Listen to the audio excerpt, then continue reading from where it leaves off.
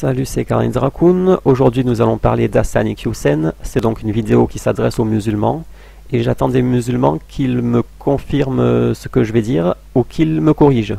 Et si j'ai dit des erreurs, je supprimerai évidemment la vidéo. Donc j'ai reçu ce commentaire il y a quelques jours, c'est quelqu'un qui me parlait de la lapidation. Alors dans les hadiths, désolé pour la prononciation, je suis pas certain. Dans les hadiths, il y a 6 ou 7 cas de lapidation, si je me souviens bien. Et là il me parle d'un cas en particulier. Donc c'est un homme qui a tenté de fuir lors de la lapidation. Il a été rattrapé et tué. Et quand le prophète a appris cela, il s'est mis en colère et il a dit « Pourquoi vous ne l'avez pas laissé ?» Alors là, j'ai de suite pensé à Hassani Hussein. Pourquoi? Parce que regardez cette phrase « Pourquoi vous ne l'avez pas laissé ?» Pourquoi vous l'avez pas laissé? Donc j'ai de suite pensé à Hassani Hussein. Je lui ai demandé s'il avait entendu cette histoire chez Hassani Hussein, il m'a dit que non. Mais peu importe, en tout cas beaucoup de personnes l'entendent chez Hassani Hussein, puisque regardez, 227 000 vues. Moi-même je l'avais entendu chez Hassani Hussein. Alors nous allons écouter la version d'Hassani Hussein, et ensuite nous l'analyserons et nous vérifierons. Nous vérifierons si il n'a pas dit de bêtises. Donc c'est un homme, il va voir le prophète pour lui dire qu'il a commis l'adultère. Je lui dis prophète, j'ai forniqué, il lui dit va-t'en. Le prophète lui dit va-t'en. Prophète, j'ai forniqué, va-t'en. Prophète, mais non, t'as pas forniqué, tu l'as embrassé, elle t'a embrassé, t'as rien fait, va-t'en. 4 fois, il lui dit va-t'en, va-t'en, roh, laisse-moi tranquille. Demande à Allah qu'il te pardonne si tu l'as vraiment fait. Voilà, les prophètes, j'ai forniqué, tu vas appliquer sur moi la loi des juifs, rajm. Donc là, il demande à ce qu'on le lapide. Il demande à être lapidé. Khalas, tu veux pas comprendre, tu veux pas me lâcher les baskets, allez. Le prophète lui a dit, bon, puisque tu veux pas me lâcher les baskets, d'accord, on va te lapider. Mais vous savez, les sahabas sont venus. Prophète, quand on l'a jeté des pierres, il s'est sauvé. Vous avez fait quoi? On l'a rattrapé. Pourquoi vous l'avez pas laissé? Pourquoi vous l'avez pas laissé se barrer? Alors, vous venez d'entendre la version d'Hassani Hussein. Alors déjà, on peut se poser une question, parce qu'il y a un comportement assez étrange du prophète, là, qui frôle la schizophrénie. Pourquoi le prophète aurait-il dit à ses compagnons de lapider le type, pour ensuite les gronder et leur dire « Pourquoi vous ne l'avez pas laissé se barrer ?» Alors là, il y a déjà quelque chose d'étrange. Alors à l'époque, je trouvais ça un peu étrange, mais j'étais tombé dans le panneau. J'avais tout gobé. J'avais cru tout ce qu'il avait dit. Parce que déjà il est en costume, donc on se dit c'est un savant. Et on se dit pourquoi nous mentirait-il? Il n'y a aucune raison pour qu'il nous mente. Donc j'avais tout gobé et j'avais pas vérifié. Donc j'avais cru tout ce qu'il avait dit. Alors maintenant nous allons vérifier. Nous allons vérifier et nous allons essayer de comprendre pourquoi le prophète est-il schizophrène. Alors j'ai cherché sur ce site. Il y a 4 compilations de hadiths. Il y a Bukhari, Muslim, Malik, Daoud. Je crois que c'est les plus connus. Donc j'ai cherché là-dedans.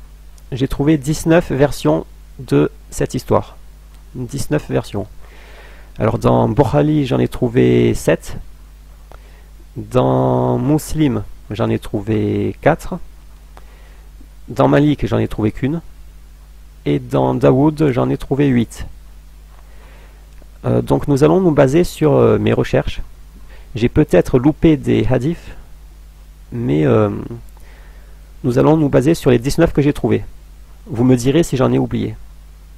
Mais pour cette vidéo, nous allons nous servir de ces 19 hadiths. Donc c'est toujours à peu près la même histoire, donc je ne vais pas tout vous lire, je vais juste en lire un. Un homme de la tribu des Bani Aslam est venu voir le prophète pendant qu'il était à la mosquée et il a dit « J'ai eu des rapports sexuels illégaux ». Le prophète a tourné sa tête de l'autre côté. L'homme s'est tourné vers le côté vers lequel s'était tourné le prophète et il a témoigné 4 fois contre lui-même. Ça veut dire qu'il a dit 4 fois « Prophète, j'ai commis l'adultère ». Alors Hassani Hussein dit « J'ai forniqué », mais l'adultère est une forme de fornication, donc ça va. À ces mots, le prophète a dit « Es-tu fou ?» Il a répondu que non. Ensuite, il a demandé « Es-tu marié ?» Il a dit oui.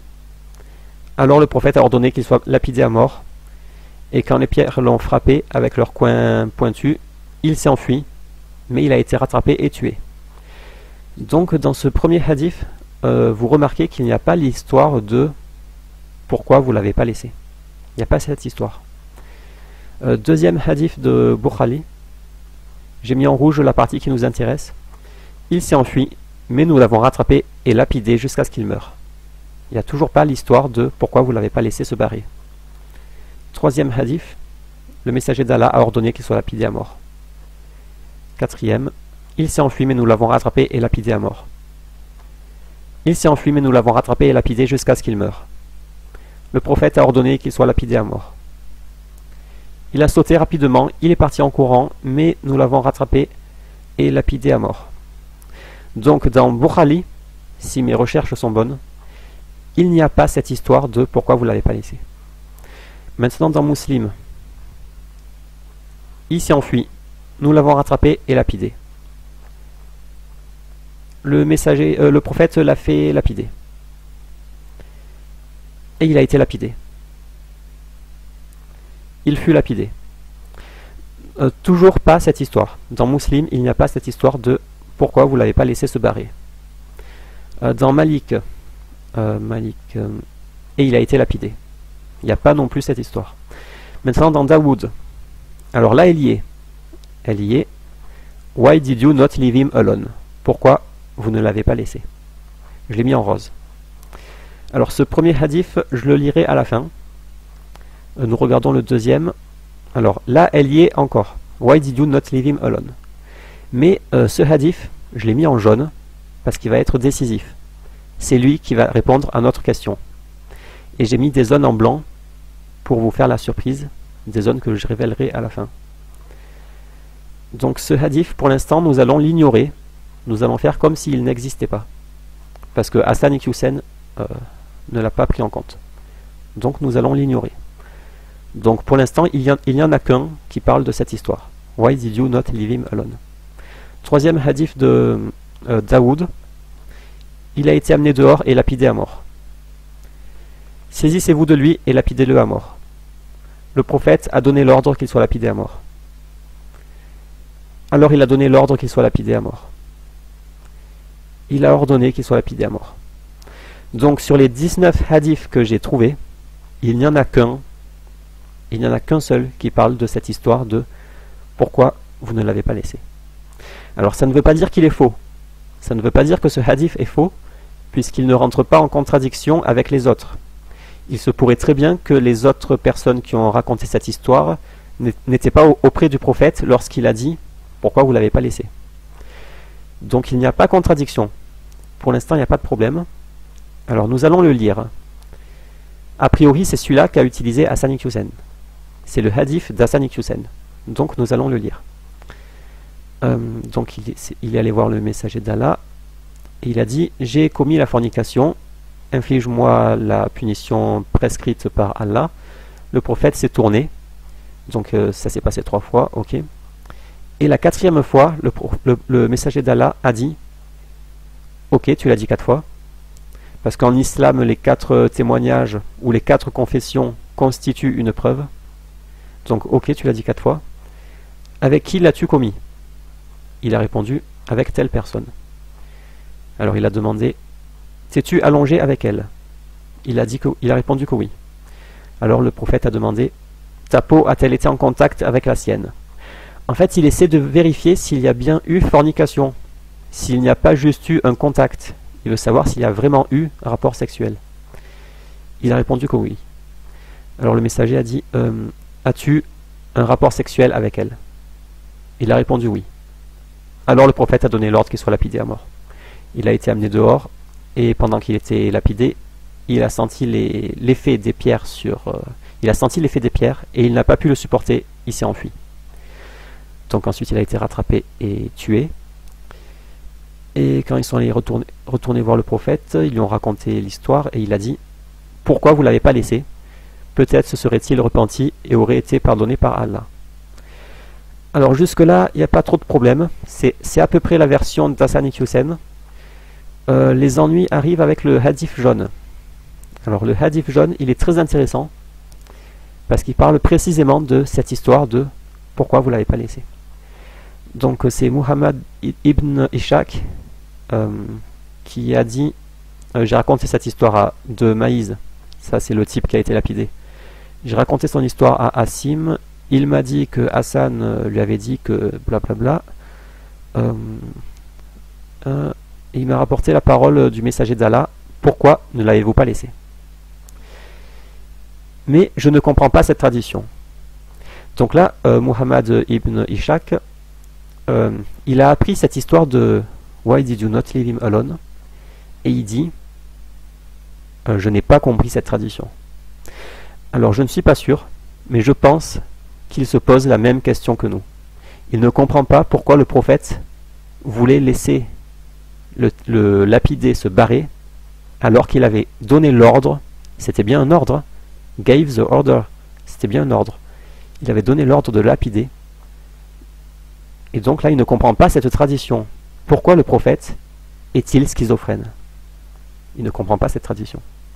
Donc c'est très intéressant. C'est très intéressant parce que c'était peut-être il y a 1200 ans, et le type, il se posait déjà la question que nous nous posons aujourd'hui. Pourquoi le prophète voulait-il le laisser se barrer? Alors je suis allé voir Jabir.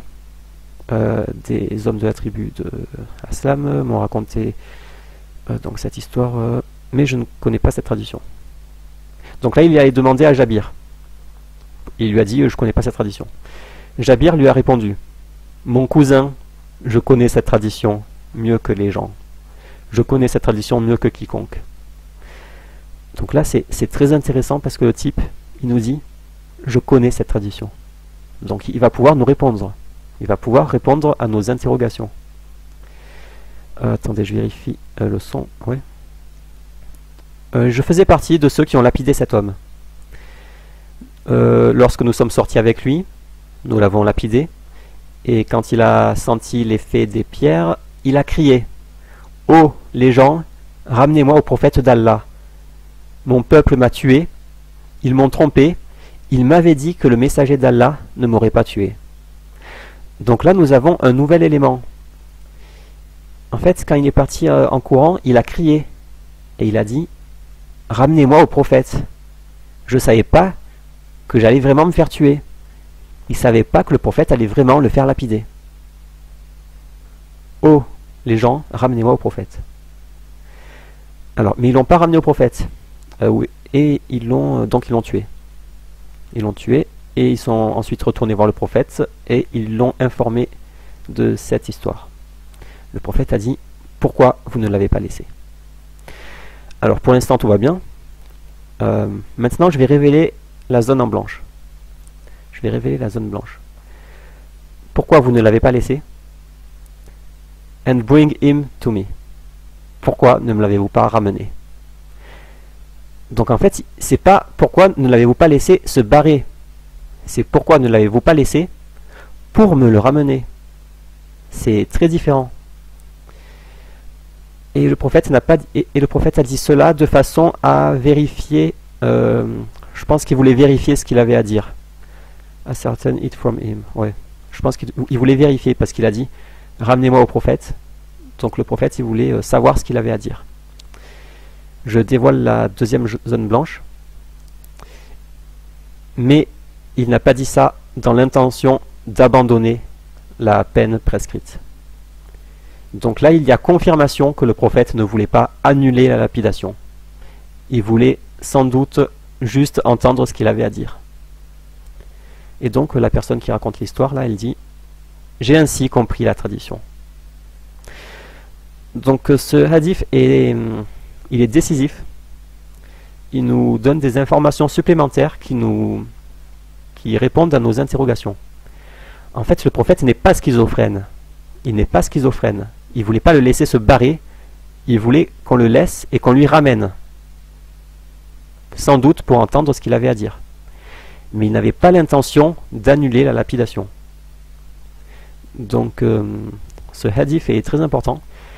Et j'aimerais savoir pourquoi Hassan ibn Hussein ne l'a pas considéré. Ce hadith décisif a été totalement occulté par Hassan ibn Hussein. Alors peut-être qu'il y a une bonne raison de l'occulter, peut-être qu'il est faux, et que celui-ci est vrai, mais j'aimerais savoir comment Hassan Iqiyoussen est-il arrivé à cette conclusion que ce hadith est faux et que celui-là est vrai? Il n'a pas pu passer à côté puisque c'est le numéro 4406 et celui d'Hassan Iqiyoussen c'est le 4405. Il est juste après. Donc j'aimerais savoir comment en est-il arrivé à cette conclusion. À mon avis, il n'a pas cherché à comprendre, il a juste choisi celui-là parce qu'il lui plaisait et il a fait comme s'il n'existait pas parce qu'il lui plaisait pas. Et la preuve, c'est qu'il a mélangé plusieurs hadiths, il a fait un peu sa soupe, nous allons le voir. Il a un peu fait sa soupe, il a fait une grosse soupe. Alors maintenant que vous avez plus d'informations sur cette histoire, nous allons réécouter la version d'Hassan Iqiyoussen. Rahma, plein d'amour. Maïs lui dit, prophète, j'ai forniqué, il lui dit, va-t'en. Alors j'ai forniqué, va-t'en. Est-ce qu'il lui dit va-t'en? Je reprends le hadith de Hassan Iqiyoussen, le rose. Donc il dit, inflige-moi la peine d'Allah. Le prophète s'est retourné. He turned away from him. Il lui dit pas va-t'en. Il se retourne. Il lui dit pas va-t'en. J'ai mis en bleu là. Il s'est tourné. Dans les autres, alors là il n'y a pas de précision. Dans celui-là, il s'est tourné. Il a conduit ailleurs. Il s'est détourné. Dans Muslim, non, dans Bukhari, il a tourné sa tête de l'autre côté. Il a tourné son visage. Il s'est tourné vers l'autre côté. Il a tourné sa tête. Il a tourné sa tête. Il a tourné sa tête de l'autre côté. Il dit pas va-t'en. Il dit pas va-t'en. Dans Muslim, il s'est tourné. Et là, il y a go back. Alors là, il dit va-t'en. Go back. Va-t'en. Pars. Alors c'est le seul, sur les 19, c'est le seul hadith où il dit va-t'en. Mais il y a un petit souci. L'ennui, c'est que c'est le seul où il n'est pas question de fornication, mais de purification. Il demande à être purifié. Il lui dit, messager d'Allah, purifie-moi. Donc il lui dit, va-t'en. Et la 4e fois, le messager d'Allah lui dit, de quoi dois-je te purifier? Ça veut dire qu'il n'était pas au courant que c'était une fornication. Quand il lui dit va-t'en, il ne savait pas que c'était une fornication. C'était un péché indéterminé. Peut-être un tout petit péché. Donc il lui a dit va-t'en. Il ne savait pas. Et dès qu'il a appris, donc il lui demande, il lui répond purifie-moi de l'adultère. Alors le messager lui demande s'il est fou, parce qu'on ne peut pas lapider le fou qui n'est pas responsable de ce qu'il dit. On l'a informé qu'il n'était pas fou. Alors il a demandé as-tu bu du vin? Parce qu'on ne peut pas lapider une personne ivre, parce qu'elle peut-être qu'elle dit n'importe quoi. Donc quelqu'un a reniflé son haleine et il n'a remarqué aucune odeur de vin. Le messager d'Allah a demandé s'il avait vraiment commis l'adultère. Il a répondu que oui. Alors il a prononcé le jugement qu'il devait être lapidé à mort. Donc dès qu'il a appris que c'était un adultère, et que ce n'était pas un simple péché indéterminé, dès qu'il a eu cette information, il ne lui a plus dit va-t'en. Il a juste vérifié s'il était fou, s'il était ivre, et après il a fait lapider. La première chose là, donc là on a un premier mensonge. On a un premier mensonge. Prophète, j'ai forniqué, va-t'en. Prophète, mais non, t'as pas forniqué, tu l'as embrassé, elle t'a embrassé, t'as rien fait, va-t'en. Tu n'as rien fait, tu l'as juste embrassé, va-t'en. Alors là c'est encore un mensonge. Il lui dit pas tu n'as rien fait, va-t'en. Il lui pose des questions pour vérifier. Mais il lui dit pas tu n'as rien fait. Là il lui pose la question. Probablement l'as-tu juste embrassé, ou l'as-tu fait un clin d'œil, ou l'as-tu juste regardé? Il lui répond non. Alors le prophète lui demande s'il a eu des rapports sexuels, et après il le fait lapider. Dans Muslim, kiss, peut-être que tu l'as juste embrassé, ou enlacé. Il lui a répondu que non. Alors le prophète l'a fait lapider. Il lui dit pas tu n'as rien fait. Il lui pose la question pour vérifier qu'il y a bien eu fornication. Donc là, il y a un deuxième mensonge d'Hassan Iqiyoussen. T'as pas forniqué, tu l'as embrassé, elle t'a embrassé, t'as rien fait. Va-t'en. 4 fois, il lui dit va-t'en, va-t'en, Ruh, laisse-moi tranquille. Demande à Allah qu'il te pardonne si tu l'as vraiment fait. Demande à Allah qu'il te pardonne si tu l'as vraiment fait. Alors, j'avais fait un tableau. Alors attendez. Donc là dans mon tableau, il le dit qu'une seule fois, demande pardon à Allah. Sur les 19 hadiths, il le demande qu'une seule fois. Et c'est encore une fois le seul où il n'est pas question de fornication, mais d'un péché indéterminé. C'est toujours ce même hadith où il lui dit va-t'en et demande à Allah. Dans tous les autres, il lui dit pas demande à Allah et il lui dit pas va-t'en. Il y a juste celui-là où il le fait partir. Mais lui, c'est le seul où il lui dit va-t'en, demande à Allah. Purify me, c'est dans Muslim. Purify me. Donc il lui dit va-t'en, demande pardon à Allah et repens-toi à lui. Mais après, dès qu'il sait que c'est un adultère, il lui dit plus va-t'en. Il lui dit plus va voir avec Allah. De suite, il est en mode on va vérifier si t'as vraiment fait si t'as vraiment si t'es pas fou, si t'es pas ivre, et on va te lapider. Il lui dit plus va-t'en, il lui dit plus va voir auprès d'Allah. Voilà, les prophètes, j'ai forniqué, tu vas appliquer sur moi la loi des juifs, Rajm. Si tu veux pas comprendre, tu veux pas me lâcher les baskets, allez. Si tu veux pas comprendre, si tu veux pas me lâcher les baskets, allez. Alors ça c'est encore un mensonge. Alors déjà le prophète ne s'exprime pas comme une racaille, mais là Hassan Iqiyoussen il veut nous faire croire que le prophète l'a fait lapider parce qu'il insistait tellement que le prophète en a eu marre et il a dit bon, pour que tu me lâches les baskets, on va te faire lapider, d'accord. Sauf que c'est un mensonge, c'est pas du tout pour cette raison. Ce n'est pas du tout pour qu'il lui lâche les baskets. C'est parce qu'il a eu les 4 confessions. Dès qu'il a la 4e confession, à chaque fois, il lui dit, il vérifie s'il est fou et il n'est pas ivre, et il ordonne qu'on le lapide. Dès qu'il a la 4e confession, immédiatement, il se retourne plus, il lui dit plus va-t'en, il lui dit plus va voir avec Allah. Dès qu'il a la 4e confession, immédiatement, il est en mode, on va te lapider. Faut juste vérifier que tu n'es pas fou, mais on va te lapider. Donc là, gros mensonge d'Hassan Iqiyoussen. Il veut nous faire croire que c'est pour qu'il lui lâche les baskets, alors que non, c'est parce qu'il y a la 4e confession, et la 4e confession constitue une preuve.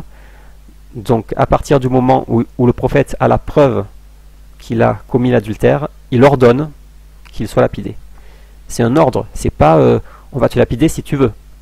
C'est he gave the order. Alors attendez, c'est où? Le prophète ordered that he be stoned. C'est un ordre. C'est pas pour que tu me lâches les baskets. C'est un ordre. On a la preuve, donc on va te lapider. C'est un ordre. Et c'est confirmé par un hadith dans Daoud. Donc là, il parle encore de cette personne qui a été lapidée. Et ils disent, s'ils avaient retiré leur confession, ils n'auraient pas été poursuivis. La peine ne leur aurait pas été appliquée. Le prophète les a fait lapider après la 4e confession. Donc là, ça confirme que c'est au bout de 4 confessions que le prophète a ordonné la lapidation. Donc on a un 4e mensonge d'Hassan Iqiyoussen. Vous savez, les sahabas sont venus. Le prophète, quand on l'a jeté des pierres, il s'est sauvé. Vous avez fait quoi? On l'a rattrapé. Pourquoi vous ne l'avez pas laissé? Pourquoi vous ne l'avez pas laissé se barrer? Pourquoi vous ne l'avez pas laissé se barrer? Alors donc là, il a totalement inventé le mot barrer. Se barrer. Il a totalement inventé. Il n'existe pas. Nous avons vu, c'est pourquoi vous ne l'avez pas laissé, mais il n'y a pas se barrer. Et dans le hadith suivant, il y a des précisions supplémentaires. Et c'est pourquoi vous ne l'avez pas laissé, pour me le ramener. Sans doute pour vérifier ce qu'il a à dire. Donc là, j'ai fait un récapitulatif de tout ce qu'il a dit. Donc ça, c'est la version Hassan Iqiyoussen. J'ai mis en couleur les erreurs. Donc, prophète, j'ai forniqué, va-t'en. Premier mensonge. Il dit va-t'en. La seule fois où il dit va-t'en, c'est quand il ne sait pas qu'il a forniqué. C'est juste un péché indéterminé. Prophète, j'ai forniqué, va-t'en. Prophète, j'ai forniqué, mais non, t'as rien fait. C'est un mensonge. Il lui dit pas mais non, t'as rien fait. Il lui dit as-tu réellement fait? N'est-ce pas un simple baiser ou n'est-ce pas un simple contact de peau? Y a-t-il eu vraiment pénétration? Il veut juste vérifier. Il lui dit pas mais non, t'as rien fait. Je vois pas pourquoi il dirait mais non, t'as rien fait alors qu'il ne peut pas savoir. Va-t'en, demande à Allah. Troisième mensonge. La seule fois où il lui dit demande à Allah, c'est quand il lui dit purifie-moi. C'est pas quand il dit j'ai forniqué. Prophète, j'ai forniqué, fais-moi lapider. Bah si tu peux me lâcher les baskets, d'accord. Quatrième mensonge. C'est pas du tout pour qu'il lui lâche les baskets. C'est parce qu'il a les 4 confessions qui constituent une preuve. Et à partir de là, il ordonne qu'il soit lapidé. Il donne l'ordre. C'est pas si tu veux pas me lâcher les baskets. Et pourquoi vous ne l'avez pas laissé se barrer? Donc 5e mensonge. Alors ça vous donne un premier aperçu à qui nous avons affaire. En un seul hadith de 3 lignes, il s'est débrouillé pour y glisser 5 manipulations, 5 mensonges. Alors s'il était honnête, quelqu'un qui est honnête, c'est tout simple. S'il veut raconter cette histoire, c'est extrêmement simple. Il prend Bukhari, il prend le premier hadith et il le lit textuellement. Il le lit textuellement et c'est terminé. Il n'y a pas à inventer des histoires de basket, de le laisser se barrer. Il n'y a pas d'histoire à inventer, il n'y a pas de soupe à fabriquer. Il y a juste à lire textuellement. Et ça évite au moins de propager de faux hadiths. Parce que là c'est assez grave. 227 000 personnes l'ont entendu et ont retenu cette histoire. Moi je me souviens, elle m'avait marqué, je l'avais retenue, je me suis dit, c'était tellement étrange, je l'avais retenu, je me suis dit, tiens, il ne faut pas lapider, s'il ne veut pas être lapidé, il ne faut pas le lapider. Donc c'est une histoire qui marque. Et 227 000 personnes l'ont retenu. Ces 227 000 personnes vont les raconter à d'autres gens, à leurs enfants. Donc c'est très grave ce qu'il fait, c'est très grave. On ne peut pas se permettre de raconter des histoires à notre propre sauce. Il ne peut pas inventer des histoires de basket. Pourquoi vous ne l'avez pas laissé se barrer? Donc voilà, ce qu'il fait c'est très grave. Et en plus il fait passer le prophète pour quelqu'un de schizophrène. Ouais, donc bon, alors je vais arrêter la vidéo parce qu'elle fait déjà 30 minutes presque. On va terminer avec cette histoire.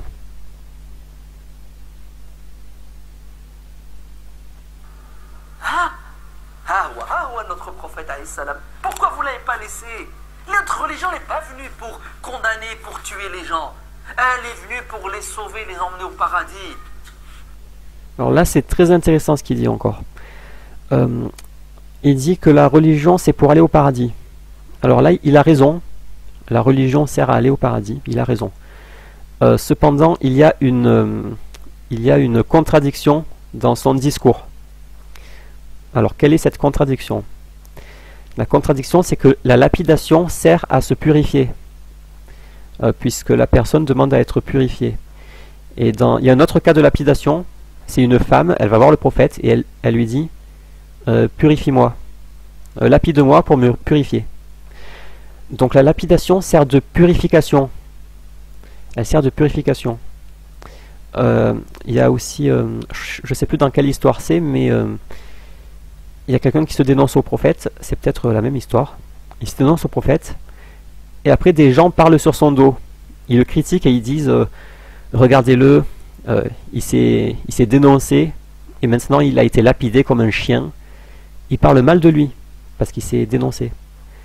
Et le prophète, il les reprend et il leur dit ne parlez pas mal de lui, en ce moment il est au paradis.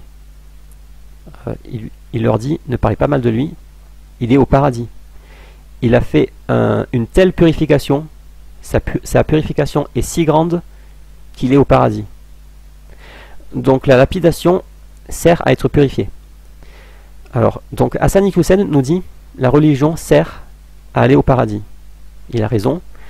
Or, pour aller au paradis, il vaut mieux être pur, il vaut mieux être purifié. Mais Hassan Iqiyoussen ne veut pas lapider. Il veut qu'on le laisse se barrer. Donc ça c'est une grosse incohérence, une grosse contradiction. Il nous dit qu'il faut que la religion sert à aller au paradis, mais il ne veut pas, la personne qui se fait lapider, il veut qu'on le laisse se barrer. Ça veut dire qu'il veut qu'on le laisse se barrer et qu'il reste impur, sans être purifié. Ça veut dire qu'il risque de ne pas aller au paradis. Donc grosse contradiction dans son discours. Alors ensuite il parle d'un alcoolique, et encore une fois il manipule et il dit des mensonges, il cache des choses. Et au début il parle d'un homosexuel. En fait tout le long c'est le même discours. L'homosexuel, il nous dit que il y a des homosexuels très pieux, il faut rien faire, il faut même pas les critiquer, ils peuvent être très pieux. Ensuite là il nous dit le type lapidé, il faut le laisser se barrer, il faut rien faire, il faut le laisser se barrer. Et là sur l'alcoolique il nous dit l'alcoolique il faut le laisser tranquille. À chaque fois c'est le même discours. Il veut atténuer les péchés et dire il faut rien faire contre ces péchés. Alors c'est très grave parce qu'il incite les musulmans à commettre ces péchés. Parce que si un péché n'est pas grave, si on peut être très pieux tout en étant homosexuel, on se dit bon bah finalement je suis homosexuel, c'est pas grave. Finalement je fais l'adultère, c'est pas grave, on va pas me lapider, on va me laisser me barrer. Finalement si je suis alcoolique, c'est pas grave, on me laisse tranquille. Donc son discours est très dangereux. Et là c'est pas juste une erreur, c'est pas juste une erreur. Il aurait pu se tromper. Il aurait pu oublier cette histoire et un peu la déformer sans le faire exprès. Mais non, c'est son discours général. À chaque fois, c'est la même histoire. À chaque fois, il fait la même chose. Il veut, à chaque fois, il déforme dans le même sens pour atténuer les péchés, pour dire c'est pas grave, il faut pas punir. Donc voilà à qui nous avons affaire. Je ferai donc d'autres vidéos contre lui. Sur l'alcoolique, après il nous parle d'un alcoolique, je ferai la vidéo sur l'alcoolique, peut-être sur l'homosexuel, et après sur une autre vidéo où il dit beaucoup de bêtises. Donc voilà, alors vidéo terminée. Alors vous me corrigez si j'ai fait des erreurs. Si j'ai fait des erreurs, j'enlèverai la vidéo, évidemment.